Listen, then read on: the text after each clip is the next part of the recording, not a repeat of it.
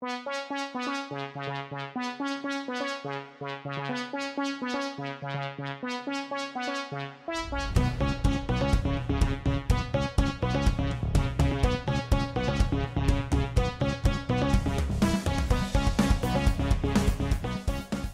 morning. Welcome to the WCCE Morning News Show.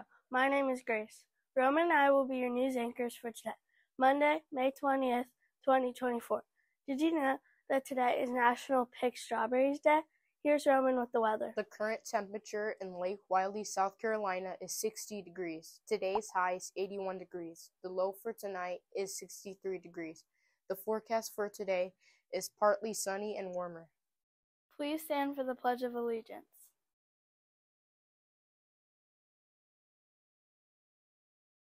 I pledge allegiance to the flag of the United States of America and to the republic for which it stands, one nation, under God, indivisible, with liberty and justice for all.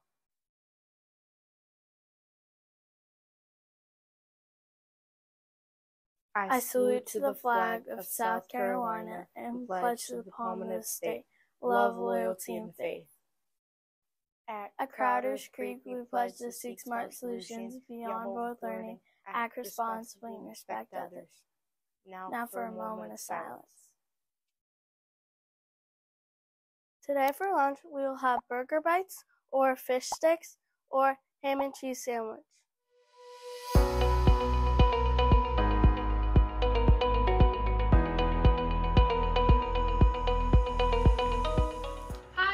Creek family, it's Miss House here, and it's my last time to feature some friends on the Soar Sofa.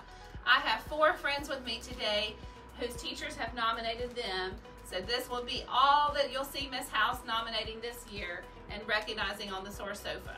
First, we have Jackson Terry. Jackson is from Miss Costello's class, and he's been nominated for being on board with learning and acting responsibly. He always completes his work on time, and he does his best. So congratulations, Jackson. Next, we have Miss Sophia Early from Miss Costello's class, and she listens and follows directions well and is kind to her classmates, and she sets a great examples for others. So Miss Costello is so proud of you too, Sophia. Next, we have Lucas Zeich from Miss Canestro's class. Miss Canestro and Miss Hensley nominated Lucas for all of the soaring behaviors because he's a hard worker, he's a great friend, and he is respectful. So congratulations, Lucas. And last but not least, we have Ella Barr from Miss Curite's pre-K class. Ella is on board with learning each day because she follows routines and procedures. She's responsible and always helps her classmates in the classroom. Congratulations, Ella. Boys and girls, I'm so proud of you for making it on the Soar Sofa this year, and I look forward to other friends that are going to be featured next year on the Soar Sofa. Can everybody wave? Tell them to keep soaring. Keep soaring.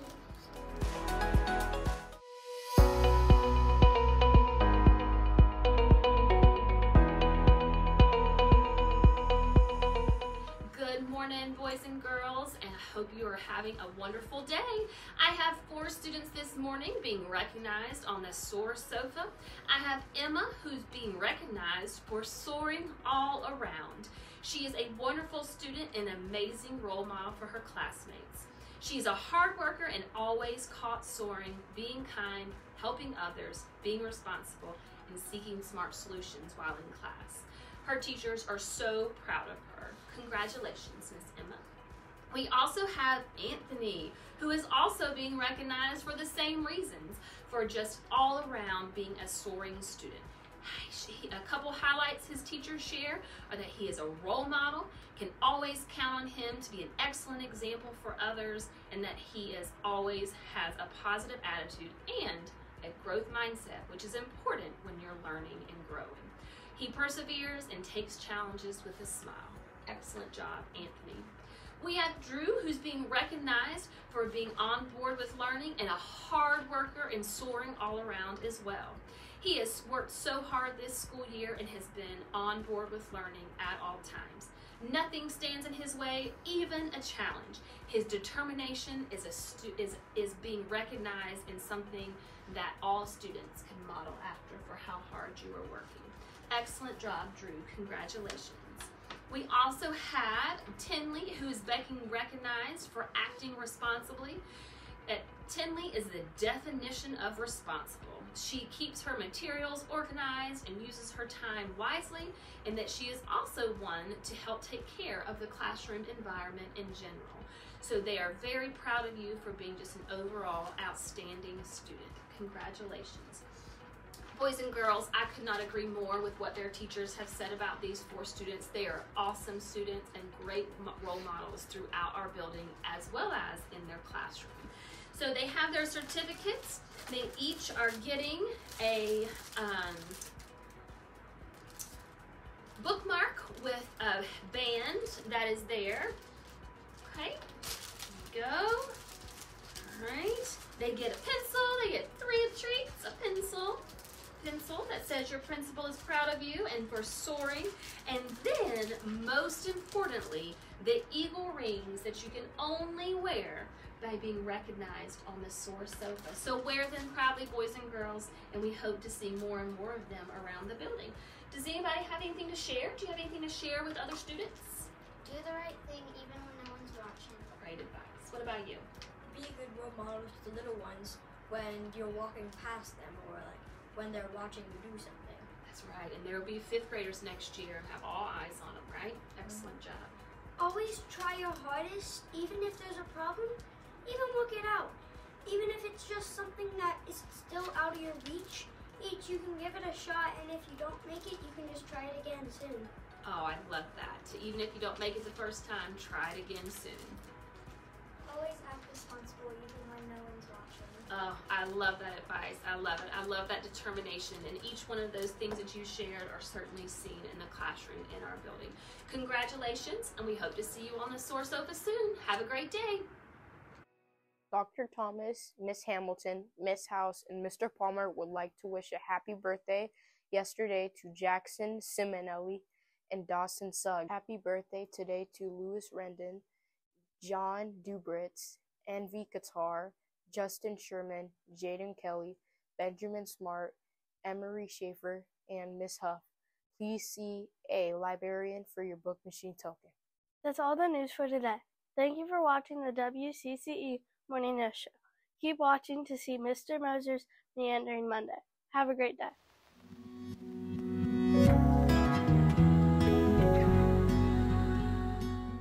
Good morning, everyone, and welcome to another edition of Mr. Moser's Meandering Monday.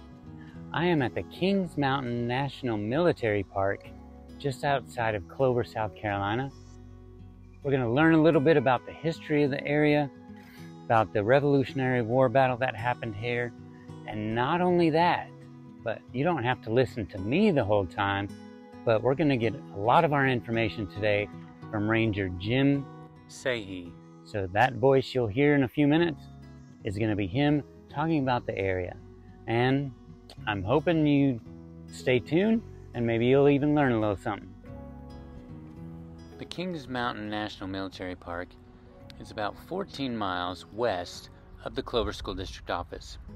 It takes about 22 minutes to drive there, and it's just below the North Carolina line. When you first enter the park, you will enter through the South Carolina State Park of Kings Mountain. You'll continue down this slow, tree-covered road until you get to the National Park. So it's actually 2 parks in one. As I mentioned earlier, there's the State Park with all the hiking and camping and equestrian areas. Then there's the Kings Mountain National Military Park that was set up to commemorate the Battle of Kings Mountain, fought on October 7th, 1780, part of the American Revolutionary War. When you first arrive at the park, you'll come to the Visitor Center, and we'll look at that a little bit later. Directly behind the Visitor Center is a 1.6-mile paved looped trail that goes around the battlefield. You can walk the trail and use your phone to learn more about the battle by using these markers. In our case, though, we're going to learn about the Battle of Kings Mountain and the National Military Park from Ranger Jim Sahi. My name is Ranger Jim. So usually I start by telling people about the weapons. You know, so you guys know the basic layout of the battle. Had the Loyalists up top under Patrick Ferguson, under his command, about 1,200 Loyalists. Most of those were just straight up militia, except for about 120 British provincials. So about 120 of the 1,100, 1,200 in there would have been dressed just like a British soldier. Would have had the red coat, all the accoutrements, but they were American. They were not, yeah, they were American, and they joined the British Army. And so they were outfitted as such. They would have been not looked down upon, but they wouldn't have been looked at in the same regard as, say, a straight up British soldier from England. So we always like to remind people that Major Patrick Ferguson was the only British guy out here. Everybody else was American. All the Loyalists were American. All the Patriots were American. So he was basically, Major Patrick Ferguson was sent into the backcountry to recruit Loyalist militia. So, so it's October 7th, 1780 is the day of the battle. By that time, the war had kind of come to a kind of a slowdown in the north. And the British had started to take on the approach that if we can't save all the colonies, we at least want to save the southern colonies. And so they started to move their strategy into the south. Of course, reason being is all the natural resources, right? So cotton, tobacco, indigo, rice, Charleston, right? Yeah, so so they charged Patrick Ferguson with coming into the south and recruiting 4,000 militia. And so he had recruited around 2,000, and he had about somewhere between 11 and 1,200 of those men trained. And that's who he was up here on the mountain with. So they were trained to his satisfaction. And the Patriots that surrounded the mountain, there were around 900 of those. And they came from the Over-Mountain Victory Trail, so what's now Tennessee, used to be Western North Carolina, Virginia, and then some from the local area.